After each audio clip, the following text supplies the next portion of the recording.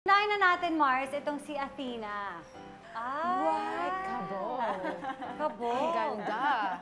Wow, okay. Sa ano ba ito? Sa lock and taping. Nung sinabi mo sa post mo na pretty to see, hard to catch, may pinatatamaan ka ba dito?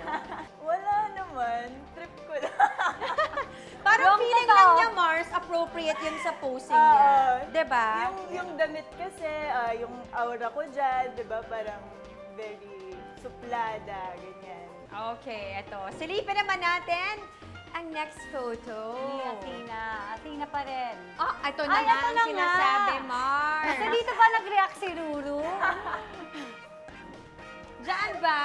Diyan. Napagalitan ka ba ni Kuya dyan? Oo. And di nga lang yan sa picture na yan eh. Nagpipicture pa lang ako, pinapagalitan niya na ako. Ay. Oo.